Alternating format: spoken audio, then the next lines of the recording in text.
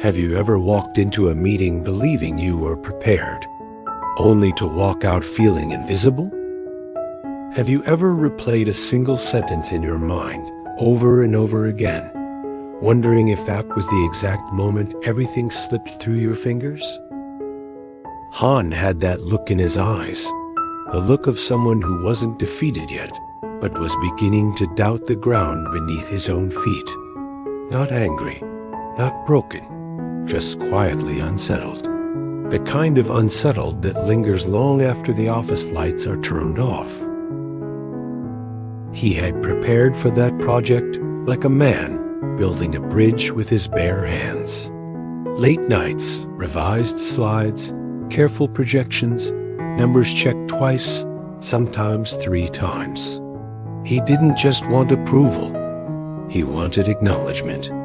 Isn't that what most of us really want? Not applause, just recognition that we tried. But the meeting ended differently than he imagined. The project wasn't approved.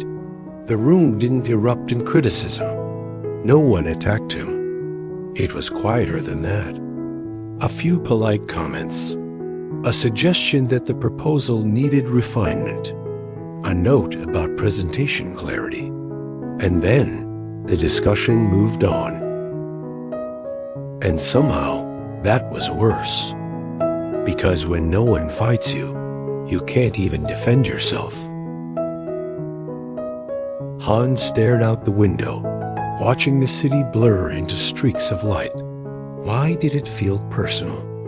Why did a professional decision feel like a verdict on his worth? When did work become a mirror that reflected not just performance, but identity? At home, Kanna greeted him with the same gentle warmth she always did. The apartment was small, but alive with comfort. Soft lighting, the faint aroma of dinner, the kind of peace that newly married couples hold like fragile glass. Han smiled. Of course he did. But have you ever smiled while carrying something heavy behind your ribs? He told himself it was nothing, just a bad day, just corporate reality, just a boss who maybe favored someone else's style. The mind is very good at building quiet accusations, isn't it? Especially when pride is bruised. And pride was bruised.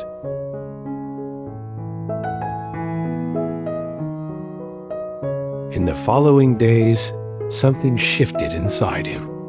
Not dramatically, not explosively, just a subtle tightening. In meetings, he hesitated. He second-guessed his own words. He began speaking less, listening more, but not out of wisdom, out of caution. He watched his boss closely. Was there bias in the way he responded to others? Was there hidden criticism and neutral feedback? When you start looking for proof that someone underestimates you, don't you always manage to find it? The dangerous thing about unspoken doubt is that it grows roots. At night, after Kanna fell asleep, Han would sit quietly with his laptop open, not working on presentations, but searching for something else. Delivery jobs, freelance gigs, night shifts. Something practical, something measurable. If recognition wouldn't come at work, then at least he could secure stability. At least he could contribute more. At least he could prove to whom, exactly? To his boss? To himself? He didn't tell Kanna, not because he didn't trust her, but because he didn't want to worry her. Or perhaps, if he were completely honest, because he didn't want her to see that small fracture forming inside him. The fracture called doubt. So he began living in 2 worlds. By day, the employee trying to appear composed. By evening, the delivery worker in a uniform that no one from the office was supposed to see. It wasn't shame. It was Protection. Protection of his image. Protection of his pride. Isn't it interesting how quickly responsibility can turn into quiet isolation? Kanna noticed he was tired. She noticed the slight pause before he answered questions about his day. She noticed, but she didn't press. Marriage, especially in its early chapters, is often filled with unspoken kindness. We think silence protects love. Han believed he was being strong. He believed he was doing what a responsible husband should do, absorbing pressure, shielding the household, pushing forward. But there is a thin line between strength and silent resentment. And somewhere between the office conference room and the glow of late-night streetlights, Han began standing on that line without realizing it. He wasn't angry at life. He wasn't angry at his boss. He was angry at the possibility that he might not be enough. And that is a far heavier burden than any rejected proposal. What hurts more than being criticized? Being quietly corrected. Han told himself the problem was external. The project wasn't approved. The feedback felt vague. The tone in the room seemed distant. But was the real wound in the decision, or in the meaning he attached to it? Han didn't lose confidence because the proposal failed. He lost confidence because he interpreted the failure as evidence. Evidence that perhaps he wasn't as sharp as he believed. Evidence that someone else was more polished. Evidence that maybe his boss saw through him. His boss never raised his voice, never humiliated him, never dismissed him publicly. In fact, the feedback was technical about structure, clarity, detail. But Han didn't hear technique. He heard judgment. Why? Because when we already doubt ourselves, even neutral words feel like confirmation. Instead of asking questions, he withdrew.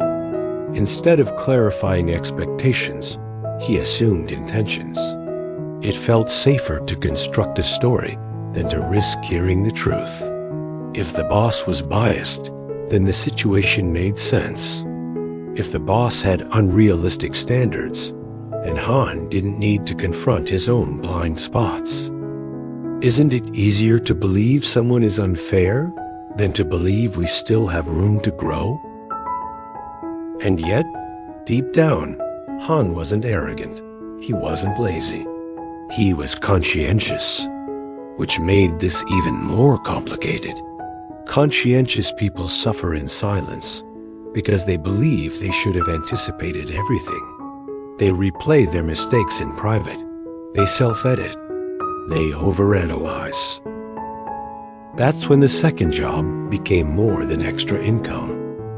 It became psychological compensation. If his presentation wasn't strong enough, at least his work ethic was undeniable. If his proposal lacked refinement, at least he could sacrifice sleep. If recognition at the office was uncertain, financial contribution at home was measurable. But here's the quiet irony. The more he tried to prove himself through effort, the less he addressed the actual issue.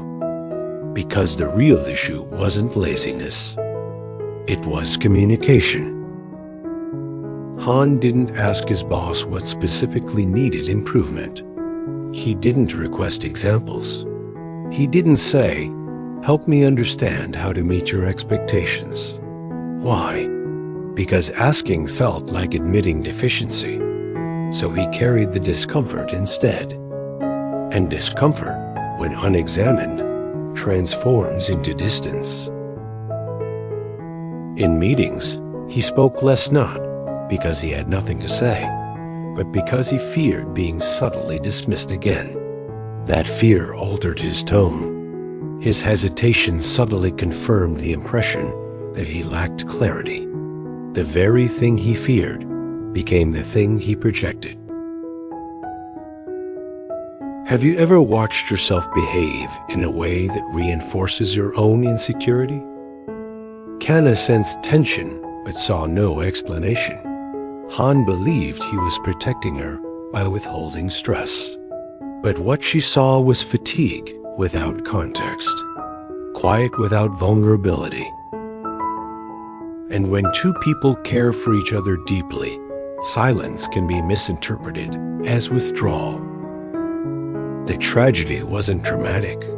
There were no shouting matches, no slammed doors, just slight emotional misalignment. Two people standing in the same room, but processing different invisible burdens.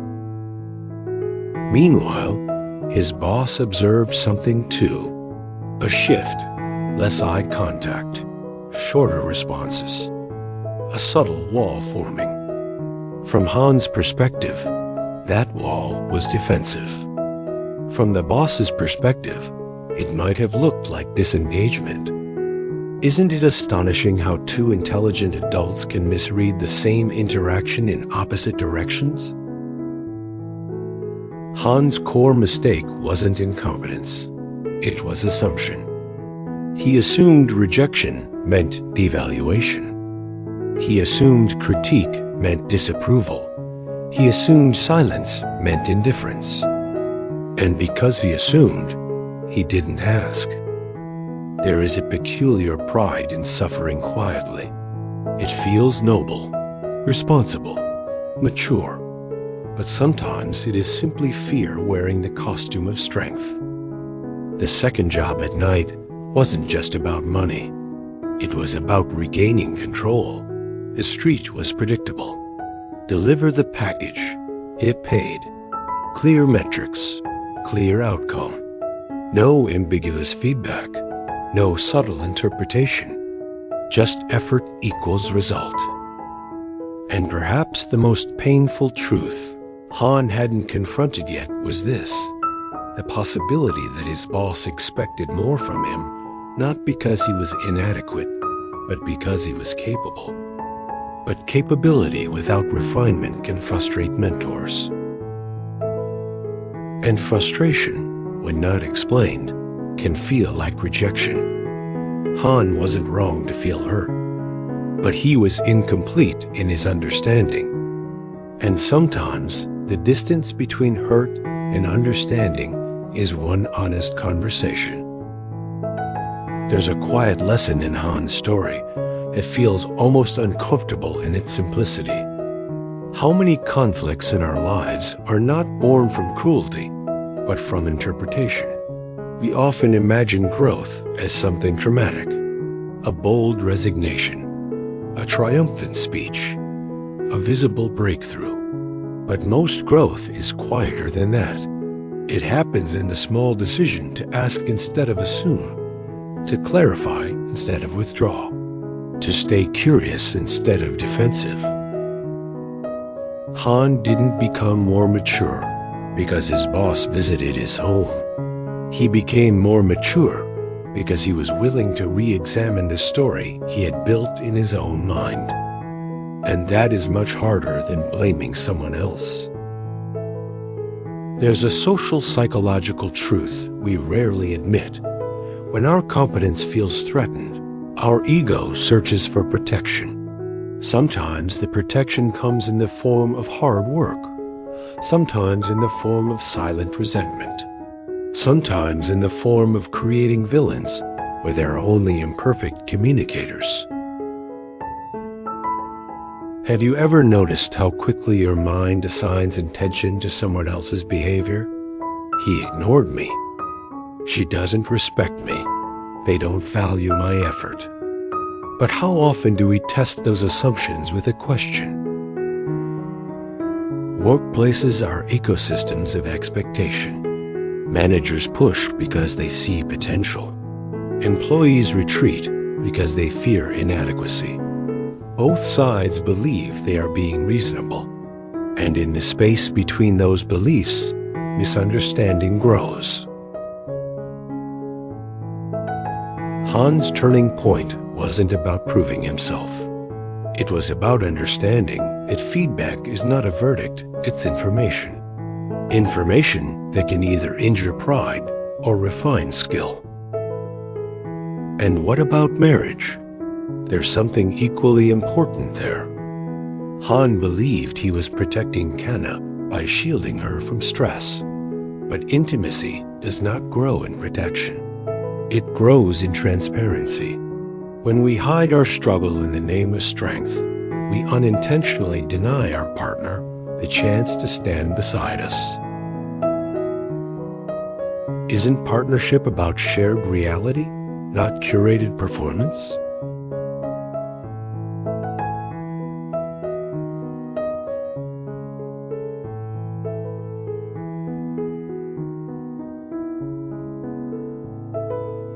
After that evening, Han didn't quit his job. He didn't confront his boss with dramatic declarations. He did something far more practical. He asked for clearer feedback. He requested examples. He practiced presenting with more structure. He focused on refinement instead of recognition.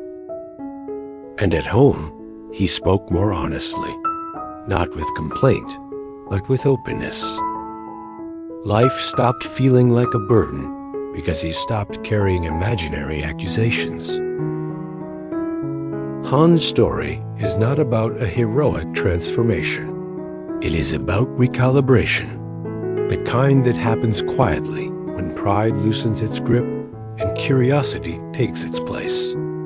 He became more confident not because he was praised, but because he understood the rules of the game more clearly. He became more present at home, not because stress disappeared, but because it was shared instead of concealed. And perhaps the most human part of this story is this: he was never incompetent and his boss was never malicious. They were simply two adults navigating expectation without perfect communication. That's not tragedy. That's ordinary life. And ordinary life, when examined honestly, contains all the lessons we need. So the next time you walk out of a room feeling unseen, ask yourself gently, was I dismissed or was I challenged? Was that silence rejection or was it room for refinement? Sometimes the person you think is standing in your way is actually standing at the edge of your growth, waiting for you to step forward. And sometimes the heaviest burden we carry is not failure, but misunderstanding.